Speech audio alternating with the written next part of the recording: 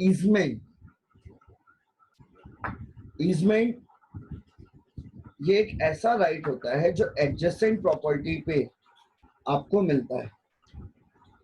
Right to way, right to light, right to air, right to water, ये आपका right होता है, ठीक है, ऑन एडजेसेंट लैंड, दूसरे की property. Suppose your property is surrounded by the property of another person, वो middle में आपकी प्रॉपर्टी है। अब ऐसे में आपको जाना है बाहर, तो आपका जो बाजू वाली प्रॉपर्टी है वो आपको ये नहीं बोल सकता कि नहीं ये मेरी लैंड है, you are not suppose to go from my land. Right to way उसको देना पड़ेगा ऑन हिज ओन प्रॉपर्टी, और वो आपका राइट टू वे कहलाता है इजमेंट्री राइट। आपकी प्रॉपर्टी कहलाएगी डोमिनेंट हेरिटेज, आप ट्रीट किए जाएंगे dominant owner because you are in a dominant position, और जिसकी वो प्रॉपर्टी है वो कहलाएगा सबिएंट हेरिटेज और सबिएंट owner.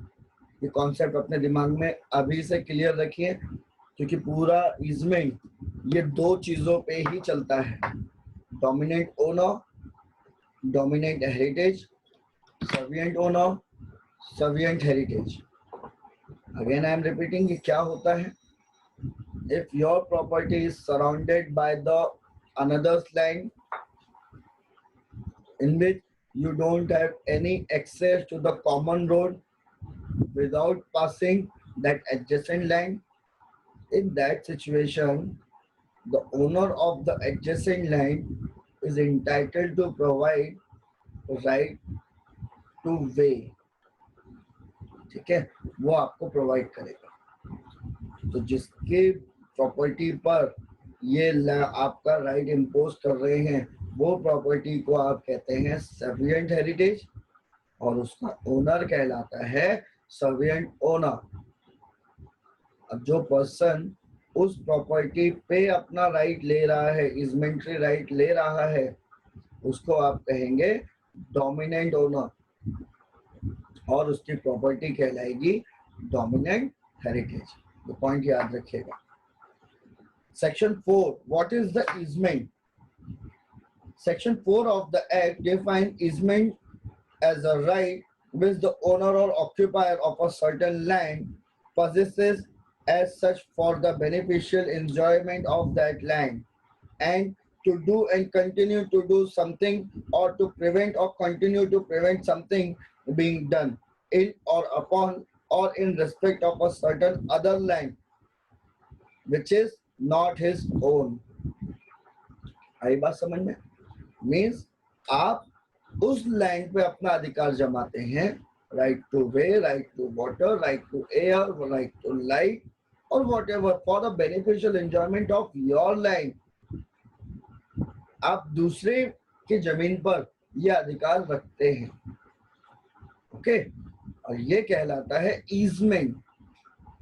Easement is a right given to the owner to enjoy on another's land। But एक चीज ये याद रखिएगा, सपोज आपके पास अल्टरनेट वे है निकलने का, तब आपके ऊपर ये इजमेंट एक्ट नहीं लगेगा। इजमेंट एक्ट के थ्रू आप वो राइट क्लेम नहीं कर सकते। Reason, you are having the alternate way, ठीक है। तो इजमेंट एक्ट को या इजमेंट्री राइट को to harass the servient owner आप नहीं यूज कर सकते। उसके लिए भी एक रीजनेबल अमाउंट तक आपको लिमिटेशन दी हुई है, उससे ज्यादा नहीं, okay. The land for a beneficial enjoyment of which right exist is called as dominant heritage. The owner और occupier of a such land is known as dominant owner. The land on which the liability imposed is called salient heritage, and the owner is known as salient owner। इतना portion आपके लिए काफी है। That's what is easement, ठीक है। Land में permanently attach to the earth, जो immovable property का जो डेफिनेशन आपने ट्रांसफर ऑफ प्रॉपर्टी में पढ़ा था, वही चीज यहाँ पे भी अप्लाइड होगी. Land includes the structure on a land which is permanently fastened to the earth. Okay. Moreover, the expression beneficial enjoyment includes also the possible convenience, remote advantage, and even mere amenity. Beneficial enjoyment में आप सारा का सारा कर सकते हैं. Involve आपका हो सकता है. सारी चीजें आप ले सकते हैं जो आपके बेनिफिशियल एंजॉयमेंट में आती हैं. Okay. It also clarified that the expression ought to do something. इसमें बेनिफिशियल एंजॉयमेंट में आपका ये सारी चीजें आपकी आ जाती हैं. ओके. ये सारा का सारा आपका आता है known as easement right. Okay. इसमें आपको 2-3 एग्जांपल्स दिए हैं, उसको आप खुद चेक कर लीजिए. ठीक है. Riparian owner. Riparian owner is a person whose land abuts on a natural stream, that is, a stream which flows by the operation of a nature and is not guided by the operation of human agency, either its source or elsewhere. इसको बोलते हैं riparian owner. जहाँ पे कोई भी natural resources उसको available है, not by his will and wish.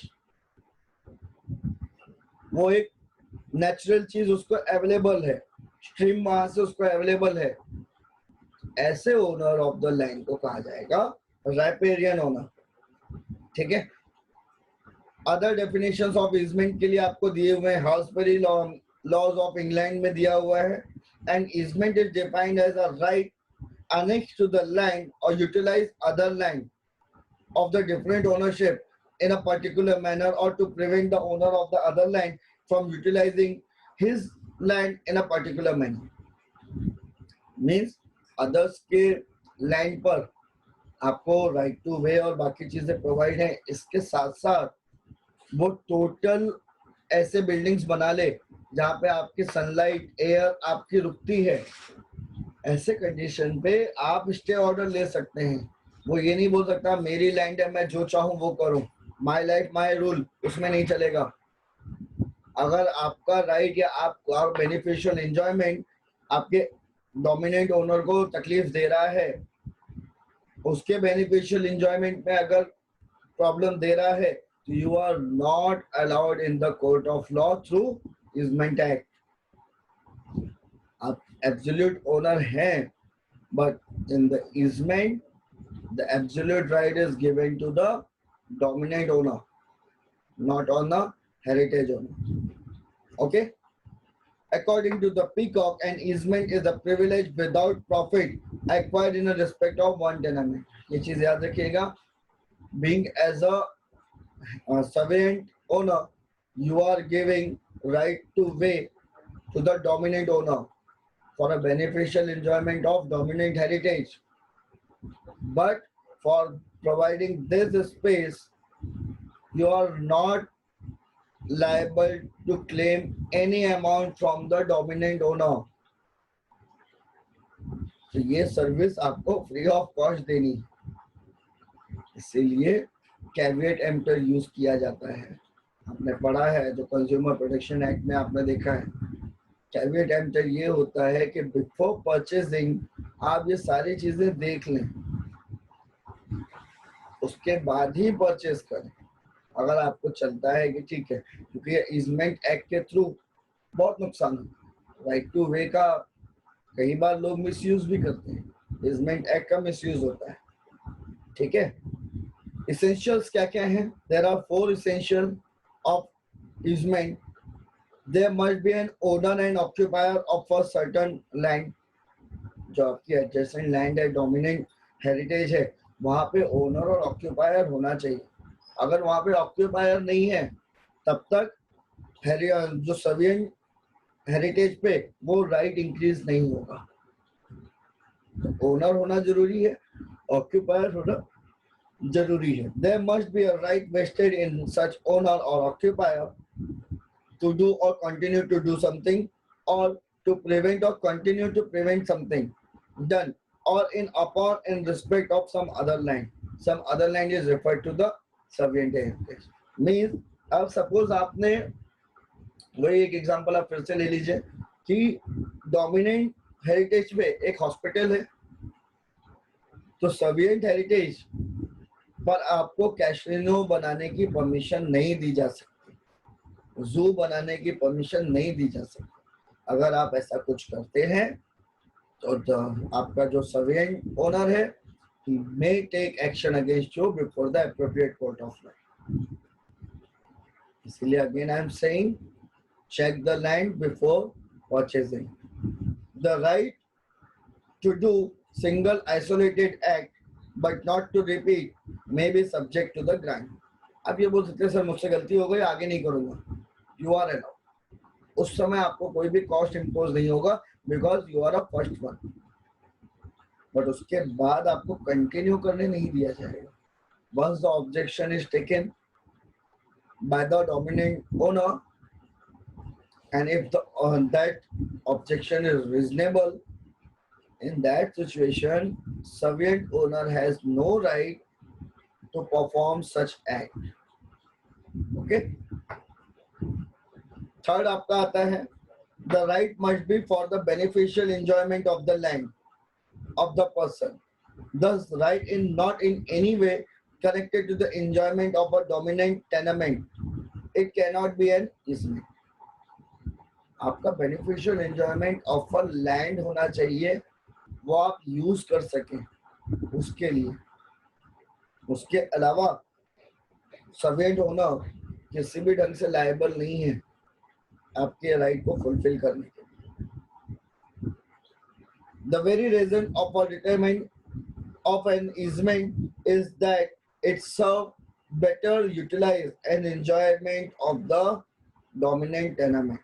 And the fourth one, the other land in or upon which the right to be exercised must not be owned or occupied by him, but by some another person. In other words, person cannot have easement of his own land.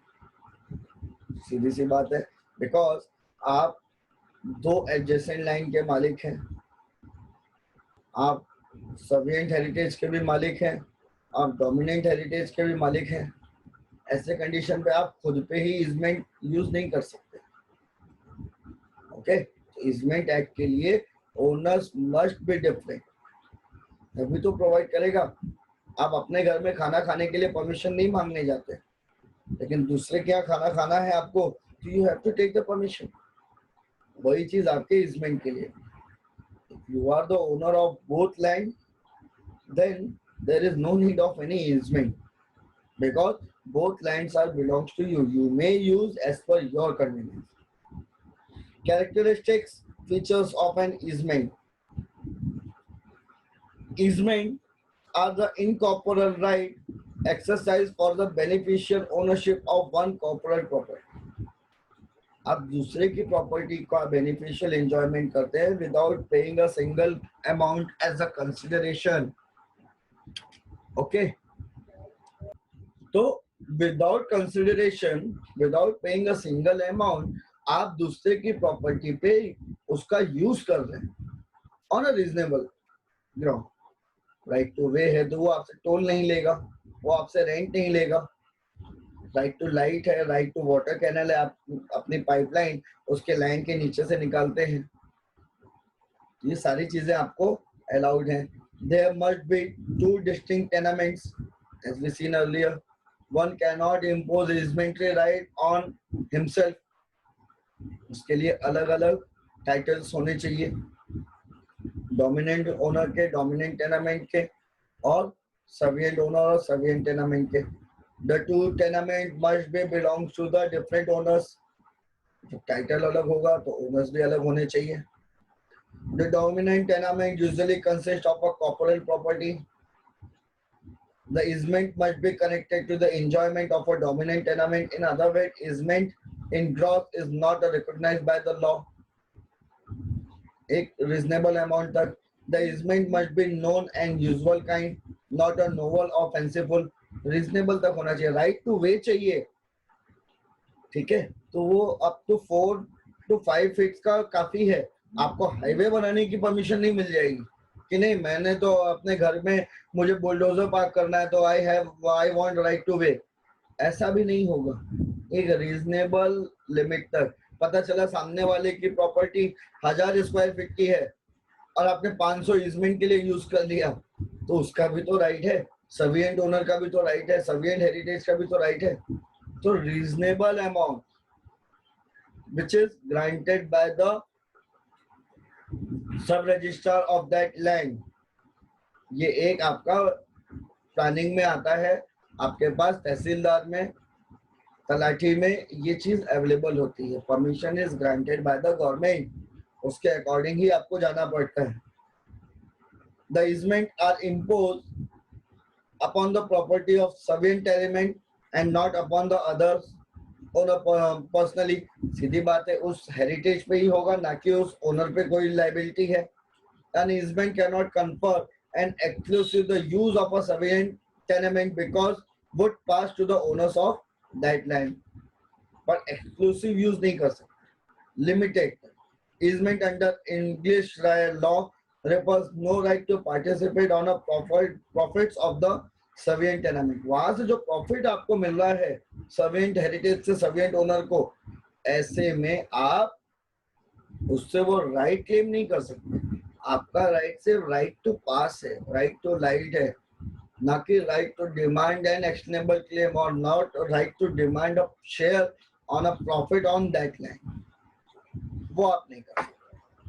Okay, easement कौन कौन से हो सकते हैं? As per the Indian evidence, Indian easement act, right to way, right to access, use of light, right to air, right to have a support and take away the support, आपने support लेकर pillar बना लिया अपनी property के लिए, और easement of a polluting water, taking water for use for consumption, easement of flow of water, ये सारी चीजें आप वहां से कर सकते हैं।